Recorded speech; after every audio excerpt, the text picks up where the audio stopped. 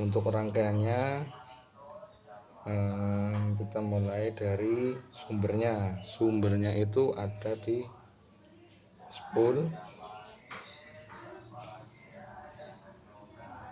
Arus yang keluar dari spool yang kita pakai adalah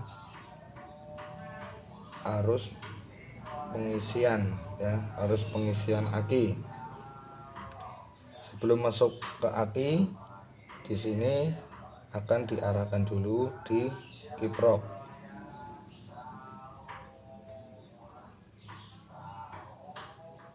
Ini adalah kiprok ya.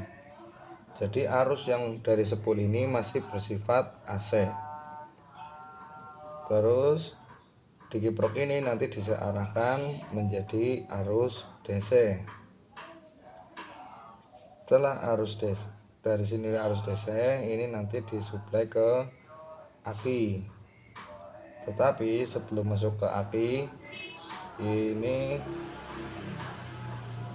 di sini melewati sikring dulu ya. Ini untuk mencegah konsleting. Sikring. Barulah menuju ke aki.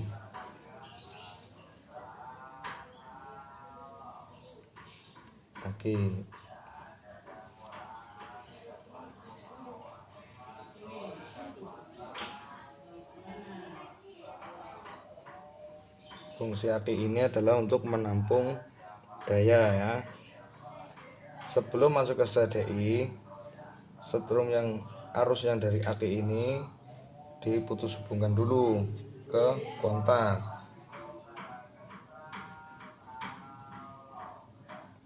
Ini adalah kontak.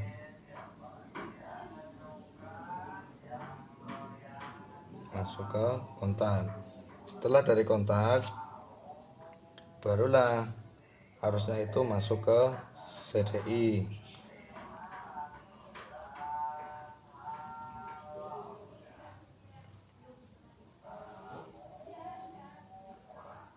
Masuk ke CDI, baru keluar ke kuil.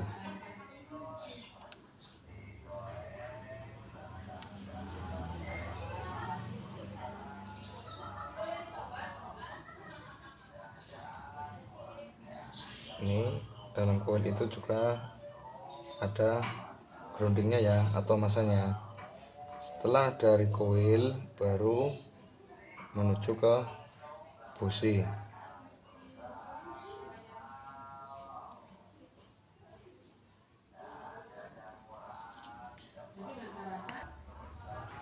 Melihat rangkaian ini, jadi kita tahu ya bahwa arus yang mensuplai ke CDI itu berasal dari aki ya.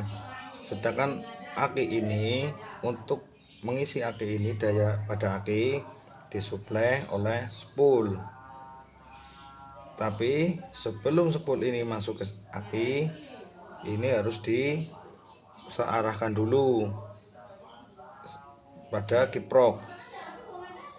Jadi arus yang pada spool ini masih bersifat arus AC atau arus bolak-balik.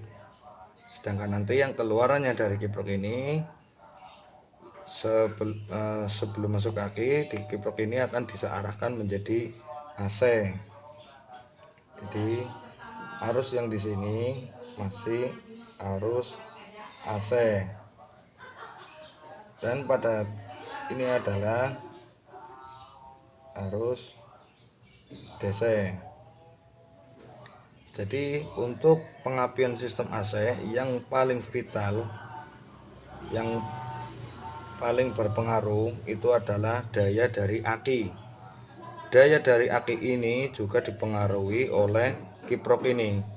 Jadi pada kiprok ini sangat penting ya lur.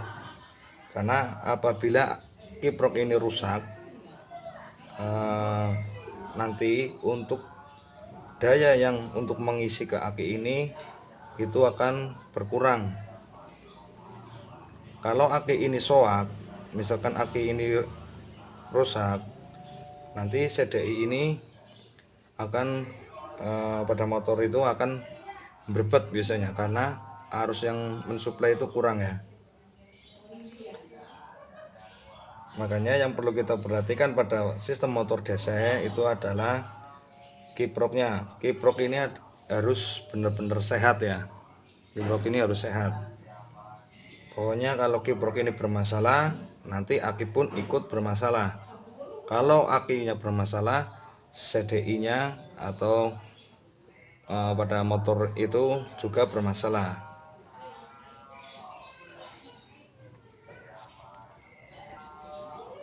Artinya begini ya, kalau aki ini 12 volt, berarti arus yang keluar dari kiprok ini harus bisa mensuplai 12 volt. Terus kalau ini kelebihan 12 volt, nanti aki lama-lama akan jebol.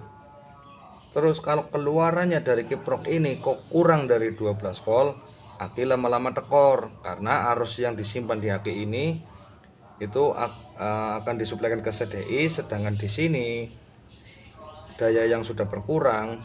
Nah, dari kiprok ini mensuplainya itu kurang. Jadi lama-lama ini aki ini akan kosong nanti arusnya ya, strumnya itu akan kosong. Nah, itu mengakibatkan aki itu tekor. Ya, jadi perlu diperhatikan pada arus DC ini adalah sehatnya kiprok ini ya. Normalnya dari kiprok. Nah, itu sekilas pembahasan tentang kelistrikan AC. Oke, sekian Dor, semoga bermanfaat. Terima kasih atas waktunya. Assalamualaikum warahmatullahi wabarakatuh.